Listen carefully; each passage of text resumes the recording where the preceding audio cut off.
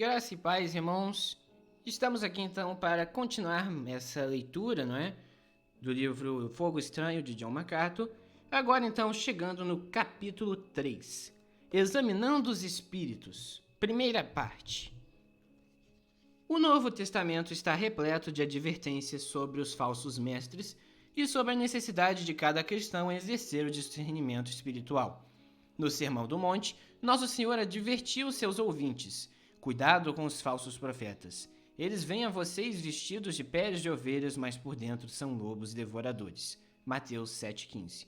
O apóstolo Paulo repetiu essas palavras em seu discurso aos presbíteros de Éfeso. Sei que depois da minha partida, lobos ferozes penetrarão no meio de vocês e não pouparão o rebanho. E dentre vocês mesmos se levantarão homens que torcerão a verdade, a fim de atrair os discípulos. Atos 20, 29 e 30. Da mesma forma, Pedro disse a seus leitores para estarem atentos aos falsos mestres. Estes introduzirão secretamente heresias destruidoras e introduzirão o erro na igreja. 2 Pedro 2:1. Falsos mestres representam uma séria ameaça para a saúde e unidade da igreja desde o início. Tendemos a pensar na igreja primitiva como pura e imaculada, mas heresias começaram a infestar a igreja já em sua infância. A ameaça das falsas doutrinas foi um tema constante no ensinamento apostólico. O próprio Jesus instruiu os cristãos a tomarem um cuidado especial ao avaliar qualquer mensagem espiritual ou qualquer um que se autodenominasse mensageiro de Deus e dissesse falar em nome dele. Ao falar de profetas fraudulentos, Jesus disse à multidão em Mateus 7,16: vocês os reconhecerão por seus frutos. A segunda carta de Pedro e a carta de Judas delineam quais são esses frutos, dentre os quais o amor ao dinheiro, o pecado sexual, a arrogância, a hipocrisia e uma teologia extravagante. No contexto da avaliação de mensagens que pretendem ser proféticas, Paulo ordenou aos Tessalonicenses: ponham à prova todas as coisas e fiquem com o que é bom, afastem-se de toda forma de mal. 1 Tessalonicenses 5, 21, 22. Novas doutrinas, autopromoção ostensiva e reivindicações de uma nova revelação de Deus são sinais característicos de um falso mestre. A alegação de que algum novo ensinamento vem de Deus é absolutamente essencial para o sucesso da agenda de qualquer herege. Assim, é igualmente essencial que os cristãos exercitem o discernimento bíblico para reconhecer mentiras. Se os cristãos falham em relação a isso, eles demonstram o perigo de sua imaturidade, permitindo-se, como crianças, de serem levados de um lado para o outro pelas ondas, jogados para cá e para lá por todo o vento de doutrina e pela astúcia e esperteza de homens que induzem ao erro. Efésios 4,14. O apóstolo João escreveu sua primeira carta mais de meio século depois de Jesus ter pregado o Sermão do Monte, e várias décadas depois que Paulo escreveu suas cartas. Mas nada havia mudado. Os falsos mestres ainda representavam uma grande ameaça para a igreja. Então João encorajou seus leitores a conhecerem e amarem a verdade, ao mesmo tempo em que os alertou para protegerem-se contra as doutrinas enganadoras e destrutivas dos falsos profetas. Em 1 João 4:1-8, o apóstolo delineou uma estratégia pela qual os cristãos podem se tornar hábeis em distinguir entre a verdadeira obra do Espírito Santo e os falsos ministérios dos falsos profetas. Apesar de escritos no primeiro século, os princípios apresentados nestes versículos são eternos. Eles são especialmente pertinentes em um momento em que muitos dos chamados líderes cristãos e religiosos que utilizam os meios de comunicação ficam felizes em misturar a verdade com erros de todos os tipos e vendê-los como se fossem a palavra de Deus. O capítulo começa com estas palavras: amados, não creiam em qualquer espírito, mas examinem os espíritos para ver se eles procedem de Deus, porque muitos falsos profetas têm saído pelo mundo. 1 João 4:1. A palavra grega traduzida por examinem foi usada na antiguidade para se referir ao processo metalúrgico de teste do minério para determinar a sua pureza e o seu valor. Metais preciosos foram testados em um crisol ou um forno, Provérbios 17:3, submetidos a calor intenso, o que revelaria e queimaria escória. De forma semelhante, os cristãos estão continuamente examinando os espíritos, avaliando ministros, suas mensagens e os princípios que fomentam todos os ensinamentos para discernir entre o que é verdadeiramente importante e o que é falso. Nos versículos 2-8, João segue sua demonstração para examinar os espíritos com um esquema de 5 pontos para avaliar a verdadeira natureza de qualquer ensinamento. Mais de 1.600 anos depois que o apóstolo João tinha morrido, Jonathan Edwards estudou esta passagem e aplicou os seus princípios ao grande despertamento. Como vimos, ele não defendeu o avivamento americano com base na sua popularidade ou no entusiasmo emocional que produziu. Em vez disso, ele permitiu que o exame das escrituras determinasse a resposta certa para os fenômenos espirituais de sua época. Tal como Edwards, os cristãos têm hoje apenas um padrão correto para avaliar experiências espirituais contemporâneas, incluindo as afirmações e práticas do moderno movimento carismático. Só o que subsiste a um exame detalhado das escrituras pode ser abraçado, enquanto o que fica aquém deve ser confrontado e rejeitado. Nada menos que isso é o dever de todo pastor e professor, assim como deve ser a responsabilidade de cada cristão verdadeiro. Podemos estruturar esses testes a partir de 1 João 4:2-8 na forma de 5 perguntas. Primeira, será que a obra exalta o verdadeiro Cristo? Segunda, será que se opõe ao mundanismo? Terceira, será que conduz as pessoas às Escrituras? Quarta, será que promove a verdade? Quinta, será que produz amor a Deus e aos outros? Estes são os testes que Jonathan Edwards aplicou ao avivamento espiritual do Grande Despertamento.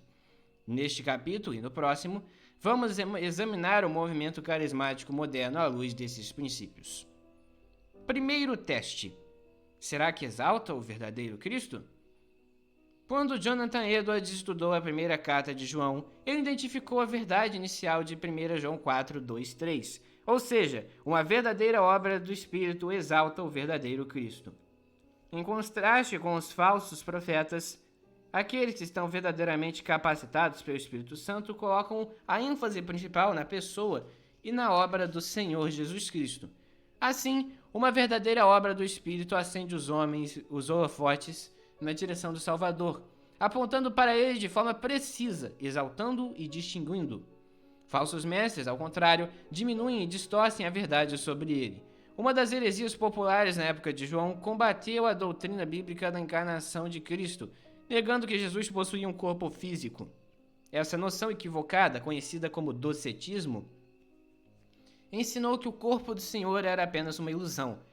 Embora isso possa soar estranho aos ouvidos modernos, tal ideia prosperou no momento em que a difundida filosofia grega afirmava que o universo material era mau e apenas realidades espirituais eram boas. Assim, de acordo com o docetismo, Jesus não poderia ter possuído um corpo real, pois teria sido contaminado pelo mal. Os ensinamentos docetistas acomodaram perfeitamente o dualismo grego, mas eles estavam completamente em desacordo com a verdade bíblica a respeito de Cristo e de seu evangelho. Reconhecendo o perigo do docetismo, o apóstolo João o expôs como realmente era, um engano satânico. Ele escreveu: "Vocês podem reconhecer o Espírito de Deus deste modo. Todo espírito que confessa que Jesus Cristo veio em carne procede de Deus, mas todo espírito que não confessa Jesus não procede de Deus." 1 João 4:2-3. O argumento do apóstolo era inconfundível. Se alguém prega uma falsa versão de Jesus, essa pessoa mostra-se um falso profeta, cujo ministério não vem de Deus. A partir dessa mensagem, Jonathan Edwards articulou o princípio mais amplo, a saber que uma verdadeira obra do Espírito sempre e necessariamente direciona as pessoas para a verdade sobre o Senhor Jesus Cristo. Comentando sobre esses versículos, Edwards escreveu: "Quando o Espírito que está operando entre o povo for visto agindo de tal maneira que aumente o respeito das pessoas por Jesus, que nasceu da Virgem Maria e foi crucificado fora dos portões de Jerusalém, e parece estar confirmando mais, estabelecendo em suas mentes a verdade daquilo que o Evangelho nos diz sobre ele ser o Filho de Deus e Salvador dos homens, este é um sinal claro de que esse Espírito é o Espírito de Deus. Por outro lado, os ministérios que desviam as pessoas de Cristo distorcem a verdade da sua natureza e do Evangelho ou tentam diminuir a sua glória. Certamente não são autorizados pelo Espírito Santo. Conforme Edwards passou a explicar, a pessoa de quem o Espírito dá testemunho e a quem ele levanta a estima e o respeito deve ser Jesus, que apareceu em carne e osso, e não um outro Cristo em seu lugar. Não um Cristo místico ou fantástico qualquer, como se tivesse uma luz interior, o qual o espírito dos quáqueres exalta, ao mesmo tempo que isso diminui a estima e dependência deles em um Cristo exterior, ou Jesus, que vem em carne e o afasta dele. Mas o Espírito que dá testemunho de Jesus e os conduz a ele. O diabo tem a inimizade mais amarga e implacável contra essa pessoa, Cristo, especialmente em sua característica de Salvador dos homens. Ele odeia mortalmente a história e a doutrina de sua redenção. nunca geraria nos homens pensamentos honrosos sobre ele, levando-os assim a temê-lo mais e a dar um peso maior às suas instruções e aos seus comandos. O diabo procura distorcer, confundir e suprimir a verdade sobre o Senhor Jesus. Ele quer desviar a atenção das pessoas do Salvador de toda maneira possível. Uma verdadeira obra do Espírito faz exatamente o contrário. Ela direciona as pessoas para o Cristo bíblico e afirma a verdade de seu Evangelho. Uma verdadeira obra do Espírito conduz as pessoas a Cristo. A gloriosa prioridade do Espírito Santo é conduzir pessoas para o Senhor Jesus Cristo. Como Jesus disse aos discípulos, o Conselheiro, o Espírito Santo, que o Pai enviará em meu nome, ensinará a vocês todas as coisas e fará vocês lembrar em tudo o que eu disse. Ele me glorificará, porque receberá do que é meu e o tornará conhecido a vocês. João 14, 26 e João 16, 14. A obra do Espírito é sempre centrada no Salvador. Qualquer ministério ou movimento que ele autorize irá compartilhar a mesma prioridade e clareza. Em contraste a isso, a ênfase na pessoa e na obra de Cristo não é a característica definidora do movimento carismático. Onde uma fixação intensa em uma caricatura da bênção e dádiva do Espírito Santo tem se tornado o centro das atenções. Como os autores carismáticos Jack Hayford e David Moore afirmam, na miscelânea pentecostal apenas uma coisa é igual para todos: a paixão que eles têm de experimentar a presença e o poder do Espírito Santo. Este é o denominador comum. Esta ênfase no Espírito Santo, a terceira pessoa da Trindade, é o que define o século carismático. Ironicamente, eles celebram uma prioridade equivocada. Embora afirmem honrar o Espírito Santo, os carismáticos geralmente ignoram o propósito do seu ministério, que é chamar toda a atenção para o Senhor Jesus. No interior dos círculos carismáticos, um foco apropriado em Cristo é obscurecido por uma preocupação com os supostos dons espirituais e capacitação sobrenatural. Ouça um típico carismático e você poderá pensar que a obra do Espírito Santo é manifestar e chamar a atenção para as suas próprias obras.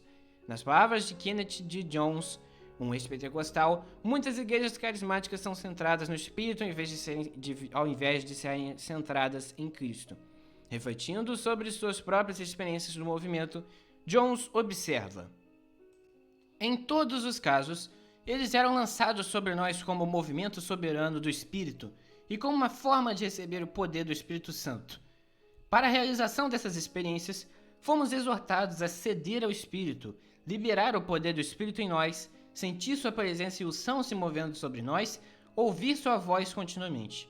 Jesus era empurrado para o segundo plano enquanto tentávamos ter uma experiência do Espírito. Estávamos sendo pressionados a ser centralizados no Espírito Santo em vez de em Jesus. O resultado dessa mensagem distorcida era um excesso de ênfase nos sentimentos emocionais e um exagero de expectativas, como se pudéssemos levar uma vida sobrenatural em que os milagres superariam todas as circunstâncias negativas. Nos disseram que se chegássemos a um estado de plenitude do Espírito, teríamos poderes sobrenaturais. Outro autor lembra igualmente que era profundamente fácil ficar embriagado pelo poder de Deus e perder Jesus Cristo de vista no processo. Tais testemunhos sugerem que Ronald Baxter está certo quando ele pergunta: que tipo de união o movimento carismático quer produzir? Ele é aquele que substitui Cristo, dando ênfase ao Espírito Santo. Até mesmo alguns autores carismáticos, em momentos de franqueza, reconheceram que o movimento está desequilibrado em sua fixação por experimentar o Espírito. Por exemplo, o pioneiro pentecostal e patriarca Donald G., no final de sua vida, lamentou o fato de que, depois de 65 anos de história, uma boa parte do povo pentecostal ainda exibia uma obsessão pelo emocional, pelo espetacular e pela busca de sinais.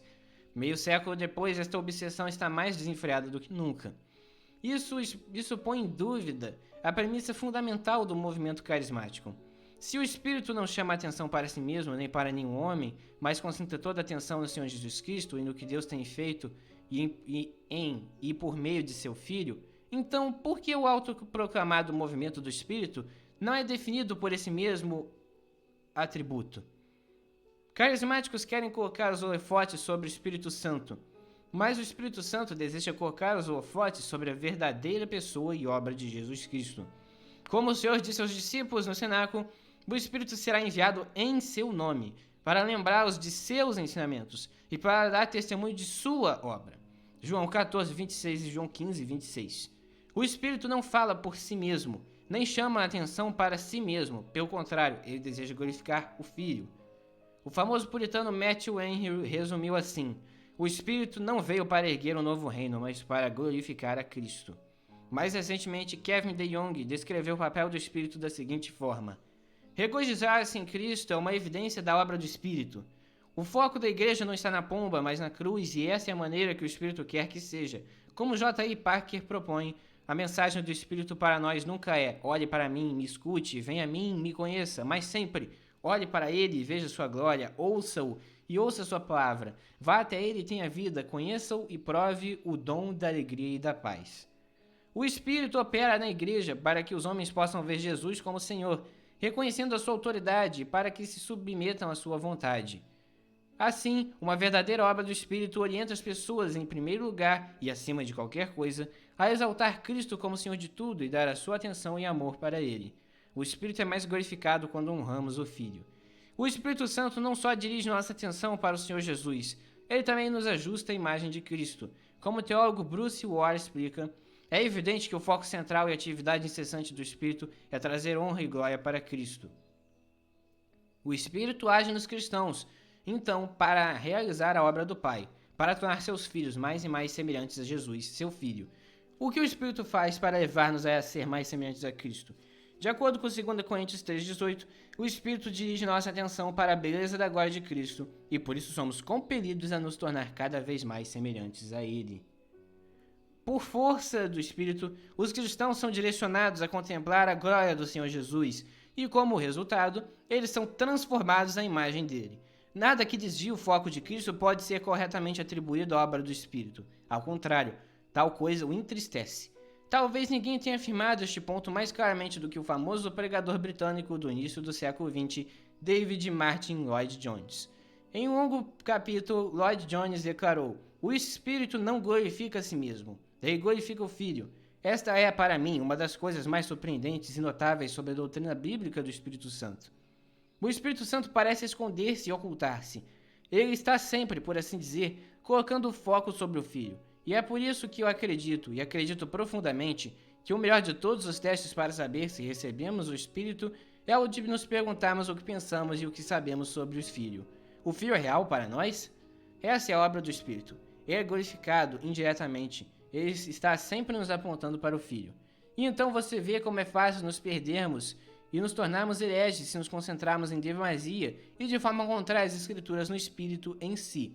Sim, temos de perceber que ele habita em nós, mas a sua obra ao habitar em nós é glorificar o Filho e nos trazer este conhecimento bendito do Filho e do seu amor maravilhoso por nós. É ele quem nos fortalece no íntimo do nosso ser com poder, para que possamos conhecer esse amor, o amor de Cristo. Infelizmente, é neste ponto que muitos no movimento carismático de fato se desviaram. Eles pensam que estão exaltando o Espírito ao tornarem os seus dons e suas bênçãos o ponto central. Na realidade, acontece o contrário. Para honrar verdadeiramente o Espírito, a atenção deve estar em Cristo, como o teólogo James Montgomery Boyce explicou.